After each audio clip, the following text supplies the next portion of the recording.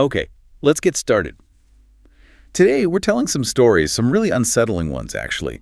What happens when you find a lost USB drive, just lying around? Right, and instead of old homework or maybe some vacation photos, it holds something. Well, something much darker. Criminal, even. Exactly.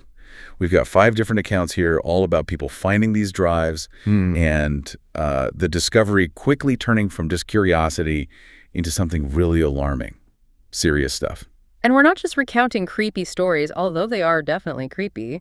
We want to look at, how this digital trail, this evidence, connects back to real crimes, real danger. We're talking about everything from, intense digital stalking all the way to cold-blooded confessions, even documented murders. Yeah, and it brings up a really interesting psychological point, doesn't it? Why would someone commit a crime, capture evidence of it, and then be so careless as to lose it? It's bad. Well, what's fascinating is the range of information people save. It sort of points to this need, maybe, for validation, like a digital trophy. It lets them keep a record without actually confessing out loud. A silent record. Precisely. But that impulse, that need to document the act, it almost always ends up being their undoing. It's the weak link. So we'll trace these patterns across the cases we've found. Okay, let's start with the first one. This one feels incredibly personal, really frightening. It's about a USB drive found on a doorstep in Canada, maybe 6.5 years ago. Just a generic drive, right? Nothing special about its appearance? Nothing at all. But it seems like it was left there deliberately for the person living there to find. Okay, so what was on it? Well, the person plugged it in. Mm-hmm. And it was just full of pictures, dozens and dozens. At first, they looked kind of harmless, shots of the town, general places. Mm-hmm. But then, very quickly, the focus shifted. The pictures started zeroing in on the person who found the drive, the victim. So it went from general surveillance to targeted. Yeah, first there were pictures of them in a crowd, totally unaware they were being photographed. Yeah. Then photos of their house at night. Okay, that's already unnerving. And in one, you could clearly see the living room light was on. So the stalker was outside watching, documenting.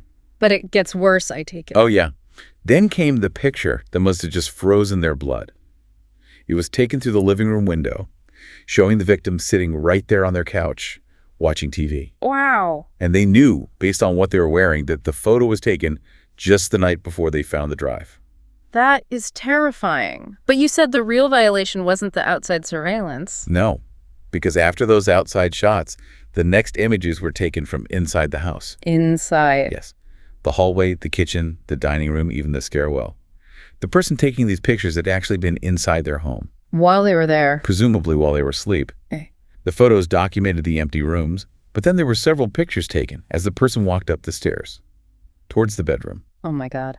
Can you even imagine that feeling?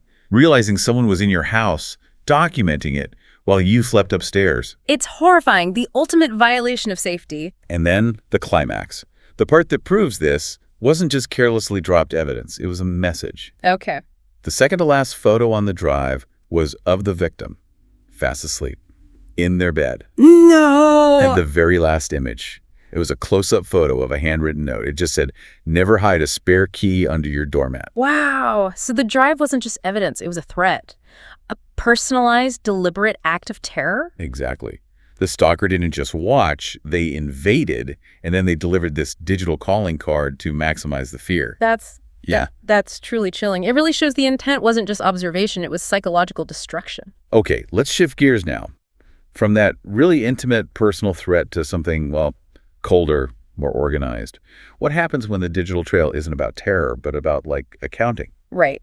This next story is about a USB drive found late one night, just sitting on a park bench.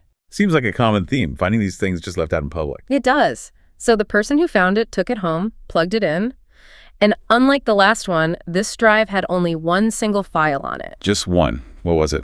It was an Excel spreadsheet.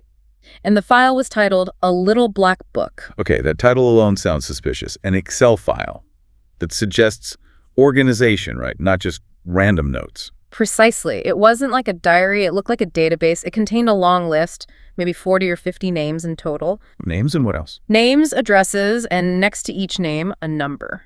And these numbers were all pretty consistent, falling between, say, $30,000 and $60,000. Dollars. Or finder, assumed currency, yeah. But the really crucial detail, the forensic clue, was how the names were presented. How so? Most names were just in standard black text, but about 25 of them, maybe half the list, were highlighted in bright red. Red versus black. Okay. And did they figure out what that meant? Well, this raises that question again, doesn't it? If this list is so important, potentially criminal, why leave it on a park bench? Yeah, it just dropped. Or maybe like a dead drop gone wrong. Someone was supposed to pick it up. Exactly, we don't know. But the person who found it got really suspicious, especially about the names in red. So they started doing some research, looking up names like Mr. X, Mrs. Y, Dr. Z, the ones highlighted. What did they find? It was horrifying. Every single name highlighted in red, they were all real people, and they had all died within the last few years. Died how? Under circumstances described as mysterious or just unfortunate accidents. Oh, wow. Okay. Yeah. So that discovery completely changed the meaning of the list. The finder concluded this wasn't just a list of contacts or debts. It was looked like a hit list. A hit list, and the numbers were the payments. That was the conclusion, yeah. The amounts contracted for the hits. What's really striking here is how something so mundane, like an Excel file, was being used to meticulously track these deadly transactions. It's like the business ledger for Murder, Inc., found on a random park bench. The banality of evil, documented in a spreadsheet. Yeah. Exactly.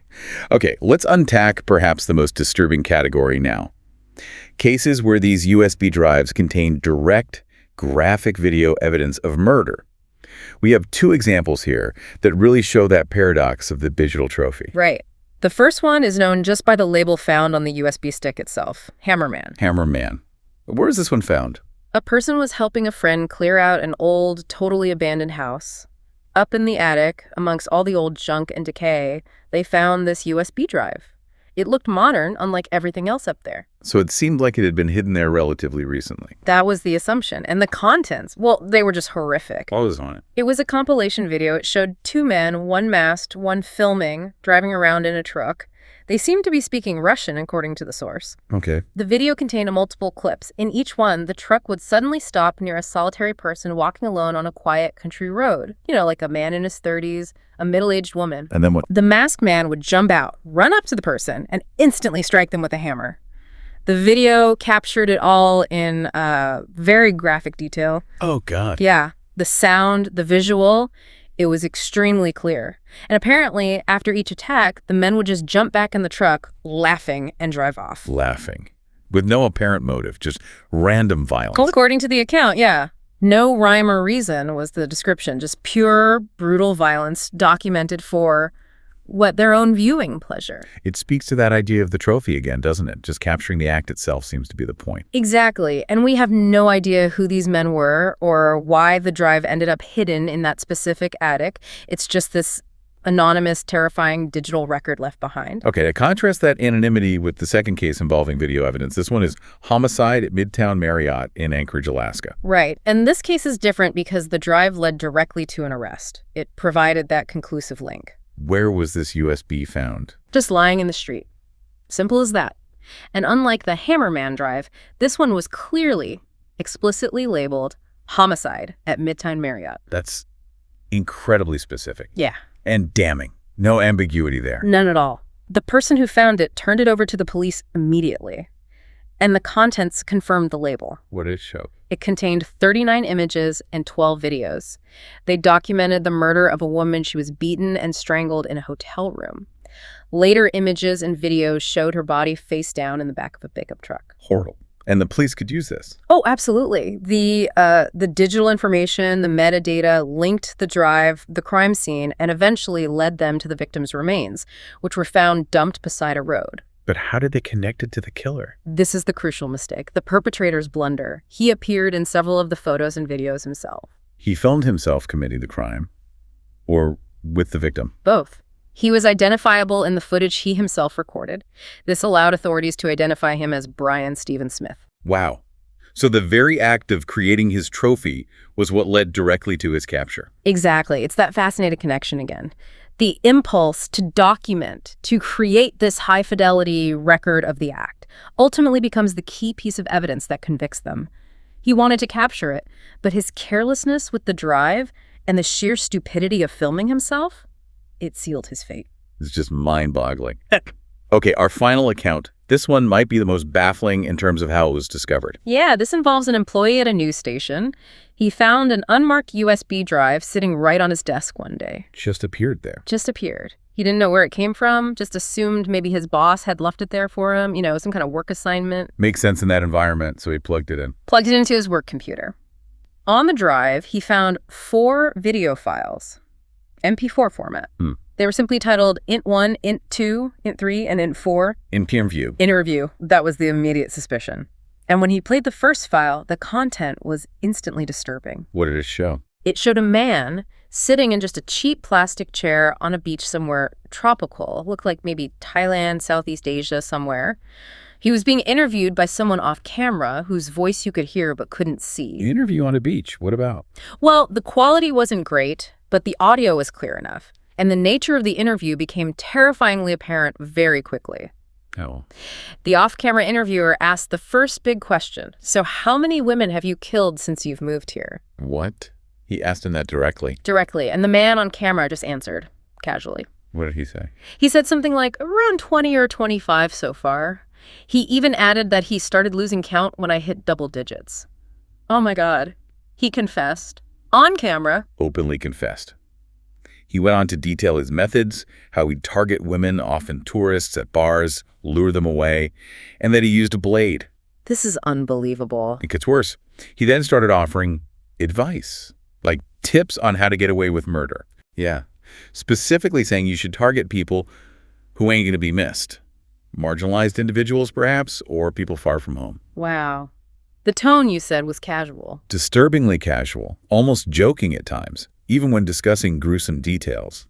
It felt like it was intended almost as an instructional video, a manual for psychos, as the source described it. And what happened? Did they find out who this guy was? The news station employee, understandably freaked out, eventually contacted the police. They took it very seriously. I should hope so. And yes, they were able to identify the man in the video.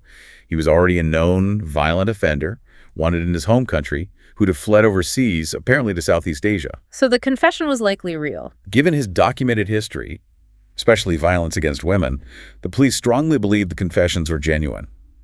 The context, him being a fugitive in that region, it all lined up. But how did the USB drive end up on a random news employee's desk? That's the bizarre part. Exactly. That's the big question. The leading theory is that it was a deliberate leak, an anonymous tip-off. From who? Maybe the cameraman, or someone else involved in arranging or filming this interview. Perhaps someone developed a conscience or got scared and wanted this information out there. But why a news station, not the police directly? Maybe they wanted to ensure it got public attention quickly. Or perhaps they feared going to law enforcement themselves. Leaving it on a desk is about as anonymous as you can get. It bypasses all official channels. So if we try to tie all these threads together, these 5 stories, they paint a really disturbing picture, don't they? They really do. Small, everyday objects, these little USB drives, easily lost or deliberately placed, holding the most terrifying secrets.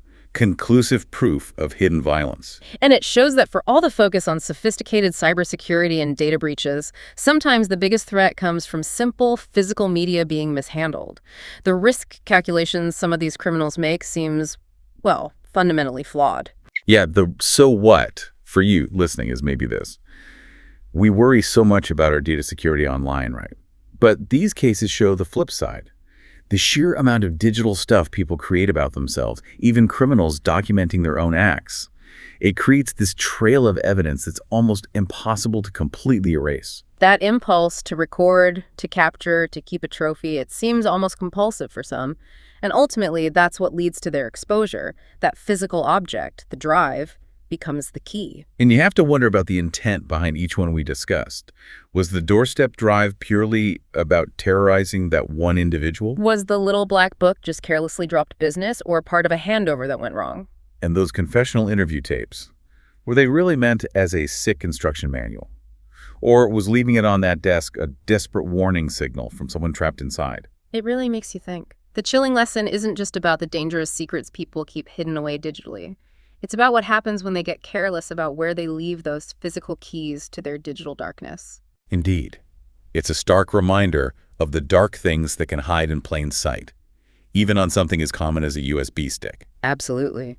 Well, that's all the time we have for this particular deep dive. These stories are obviously disturbing, and we encourage you, if you're interested, to look into the forensic work that goes into investigating finds like these. And if you appreciate these kinds of deep dives into true crime, forensic anomalies, and documented horror, please do consider subscribing to our channel. That's right. Like this video, share it with someone you think might find it interesting, and subscribe to Horror Docs for more content like this. Thank you for joining us.